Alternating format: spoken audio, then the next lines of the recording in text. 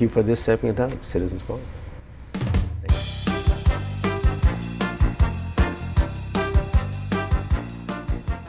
Row, row, row your boat through the Dilby-Spill. Everything covered in crude, isn't that a thrill? National interest is the thing to keep our spirits bright. Rivers flowing deep with oil, burning in the night. Who cares if the earth warms up another 2 degrees? We've got jobs and oil in gobs, but we want to please the other people on the planet and those yet to come. So let's go thermal, wind and solar and have a little fun.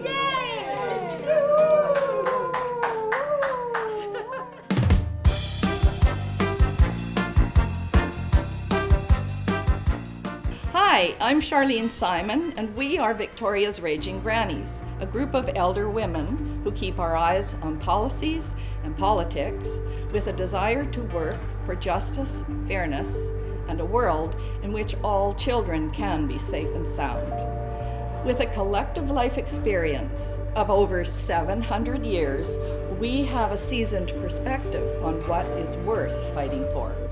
We think that our Liberal government's purchase, promotion, and permitting of the Trans Mountain Pipeline is a big mistake for Canadians and all people alive today and yet unborn.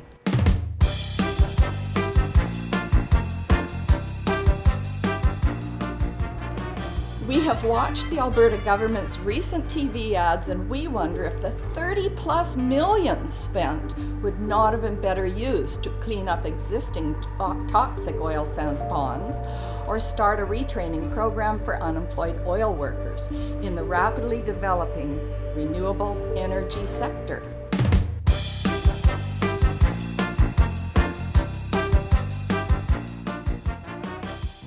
Curiously, these simplistic ads spoke about the Canada of our youth, when nobody worried about oil spills in rivers, lakes, and oceans killing millions of creatures, about the extinction of the majestic southern resident orcas, or about plastic garbage that's predicted to outstrip the numbers of fish in the sea within 30 years. These ads and our Prime Minister would have you believe that we must sell and burn more oil to get that Canada back. That is not logical.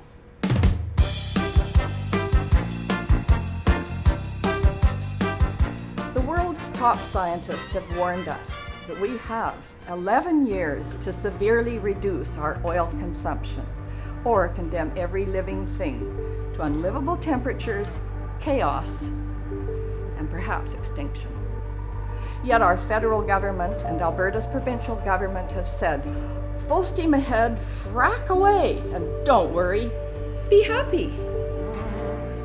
We are going to talk about Alberta's TV ads and the Trans Mountain Pipeline. We believe the scientists, not the politicians, when it comes to climate and our life on our beautiful planet. Who do you believe?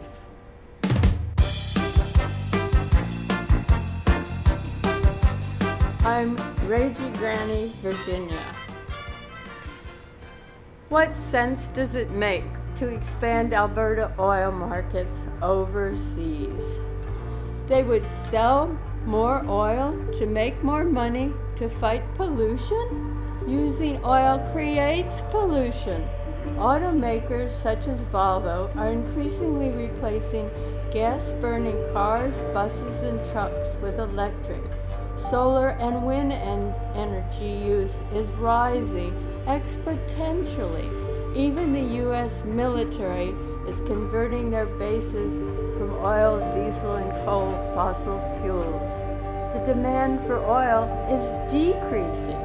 What markets do they plan to invent for dirty oil that needs tremendous water and power to extract? The health of our grandchildren is much more important than expanding sales of dirty Alberta oil bitumen.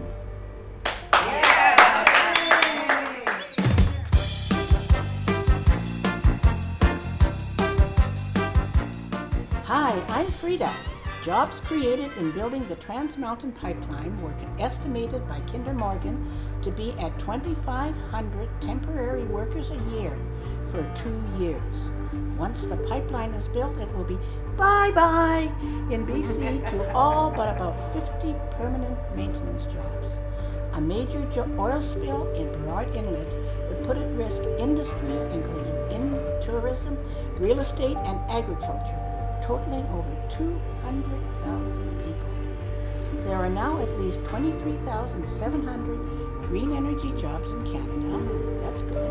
60% of the world's renewable energy jobs are now in Asia, over 10 million worldwide, and 6 million in China are in renewable energy. What would you rather have, renewable energy jobs or jobs that contribute to the destruction of our planet?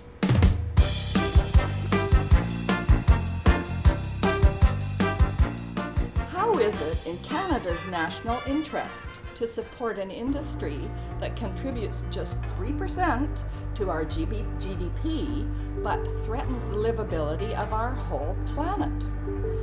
Why is the development of clean, renewable energy systems with thousands of jobs not in the national interest? The National Energy Board recently agreed that the climate will be affected. Spills may destroy the West Coast and the orcas may go extinct. But hey, no problem. This is in the national interest. Surely respecting the rights of Indigenous people who do not want pipelines in their unceded lands is in the interest of a nation that touts human rights. A 2018 report done by Globescan and IKEA found that almost 90% of Canadians are willing to change their behavior to fight climate change, but said that the biggest hurdle is the government. Is the national interest limited to our Prime Minister's definition, or does it include what we Canadians want? Children are our national treasure. How can it not be in our national interest to make sure that they have a future?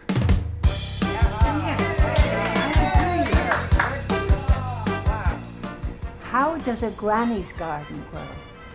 With love and attention and the right amounts of rain and sunlight. How do grandchildren flourish and grow? With love and attention and the right amounts of education and good food. And how does the economy grow? With love and attention and the right amounts of spending on renewable energy job creation and investment in education and infrastructure. Since the dirty 30s, we grannies have known that economies flourish when government puts its money where its mouth is. That's into daycare and education, schools that are earthquake resistant, clean energy transit systems with the least possible impact on climate change, infrastructure so First Nations have clean water, and into social and housing programs so every Canadian has a place to call home. That's how a healthy economy grows.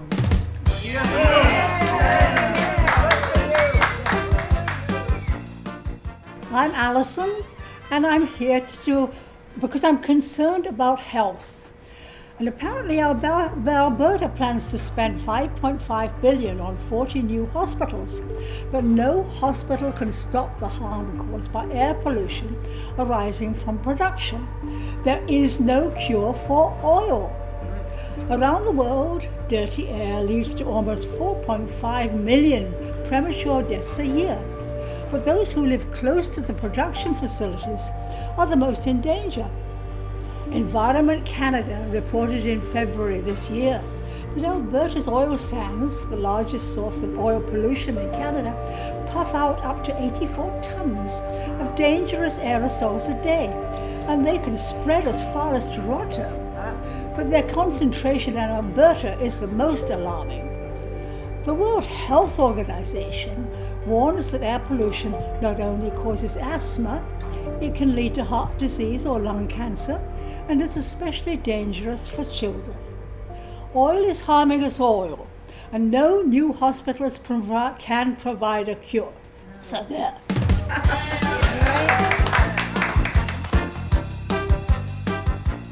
I'm Daphne, and I'm talking about roads. The Alberta ads promise to build more roads with the pipeline income. Did you know that cars and trucks, particularly large trucks, are the biggest source of world air pollution? It is known that globally, cars and trucks are responsible for more than 25%, that is, more than a quarter of all greenhouse gas emissions, harming both our health and the environment. And now, the province of Alberta says it needs even more roads to accommodate the building of the Trans-Canada Pipeline. We say, no way! I was brought up in England, where there is a complete network of railway lines connecting every part of the UK. I believe that we in Canada should be relying on trains to get us and our provisions from A to B. Now, what do you think?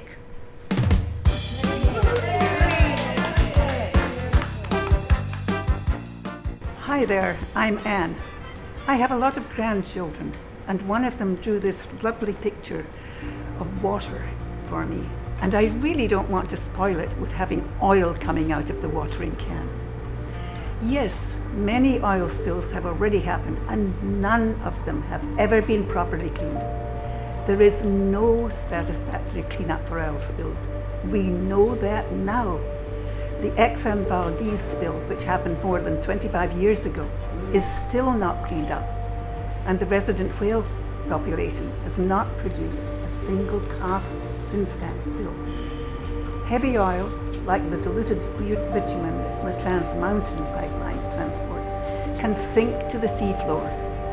There is no equipment in the world that can prevent this from happening. No pipeline expansions should proceed.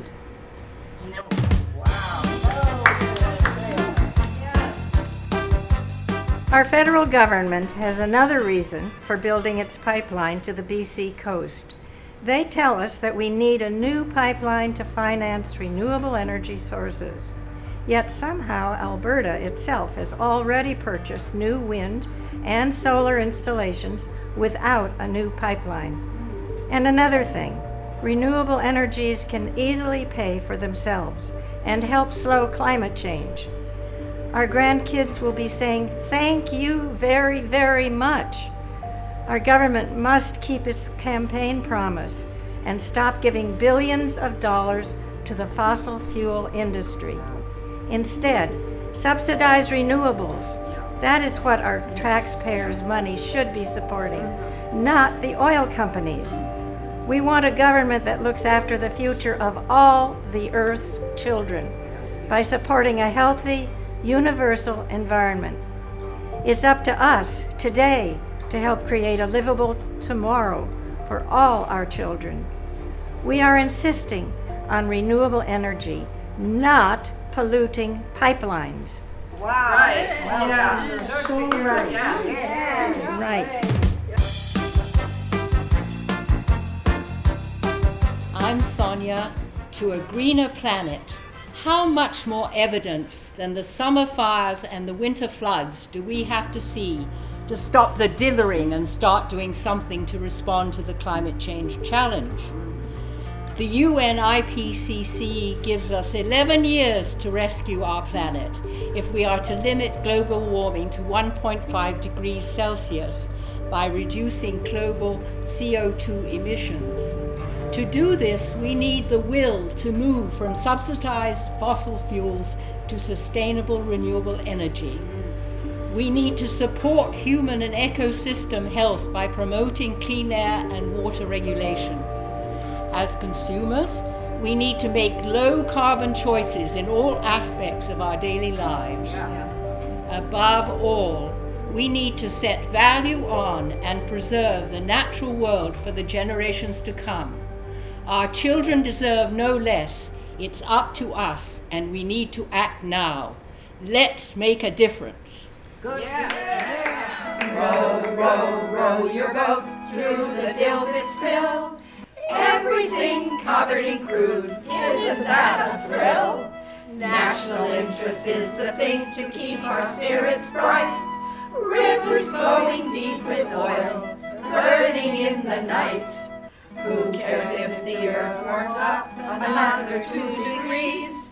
We've got jobs and oil in gobs, but we want to please the other people on the planet and those yet to come. So let's go thermal, wind and solar and have a little fun.